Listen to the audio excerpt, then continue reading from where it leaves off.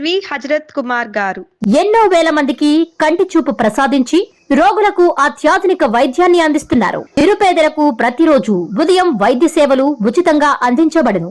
వెంటనే సంప్రదించండి. విజేత కంటి వైద్యశాల, కెనరా బ్యాంక్ పక్కన, బాబు ఐస్ క్రీమ్ ఎదురువీధి, బృందావనం, నెల్లూరు. ముఖ్యమంత్రి చంద్రబాబు నాయుడు గారు ఏం మాట్లాడుతున్నాడు ఒకసారి చూడండి. 746-47 జీవోలు 2 వచ్చాయి. తెలుగుదేశం పార్టీ దీనికి వ్యతిరేకంగా ఉంటాం. రేపు అధికారంకి వస్తానే ఈ 2 జీవోలు కూడా తీసేస్తామని చెప్పి కూడా నేను మీ అందరికి హామీ ఇస్తున్నాను. జీవో నెంబర్ 746, జీవో నెంబర్ 747 రద్దు చేస్తా అంటున్నాడు. అసలు జీవో నెంబర్ 746 అంటే ఏంటి?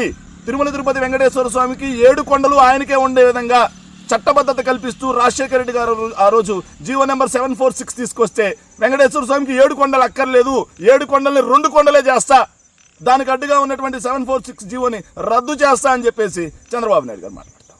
ఇక జీవో నెంబర్ 747 తిరుమలతో పాటుగా అన్ని ధార్మిక క్షేత్రాల్లో అన్యమత ప్రచారం నిషిద్ధం అని ఆ రోజు రాజశేఖర రెడ్డి గారు ఒక జీవో తీసుకొస్తే ఆ జీవోని రద్దు చేసేస్తా, తిరుమలలో అన్యమత ప్రచారం చేసుకోవచ్చు అని చంద్రబాబు నాయుడు గారు మాట్లాడుతున్నారు. ఇది ఎంత దుర్మార్గం! చంద్రబాబు నాయుడు గారు ఆ రోజు 1000 కాల మండపాన్ని తిరుమలలో కూలగొట్టిన నాటి నుంచి ఎస్వీబీసీ ఛానల్ని వ్యతిరేకించారు. 7 కొండలుగా చట్టం చేస్తా ఉంటే దాన్ని వ్యతిరేకిస్తున్నాడు. అదేవిధంగా అన్యమత ప్రచారం చేసుకోవచ్చు అంటాడు. పుష్కరాల పేరుతో 29 మందిని చంపిస్తాడు. పుష్కరాల పేరుతో 42 గుళ్లను కూలగొట్టించి ఉత్సవమూర్తుల్ని విగ్రహాలని కాస్త ఏదైతే కుక్కల వ్యాన్లో పడేస్తారు, మున్సిపాలిటీ తొట్టుల్లో పడేస్తాడు. అదేవిధంగా గుళ్ళున్న చోట మొబైల్ టాయిలెట్లు పెట్టిస్తాడు. ఇంత దుర్మార్గంగా హిందూ మతం మీద ఇతనికి ఎందుకింత ద్వేషం?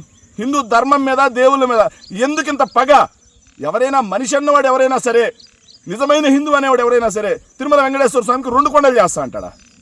మనిషి అన్నవాడు ఎవరైనా సరే తిరుమల వెంకటేశ్వర స్వామి యొక్క సన్నిధిలో అన్యమత ప్రచారం చేసుకోవచ్చు, దానికి అడ్డుగా ఉన్న జీవో రద్దు చేస్తానంటాడా?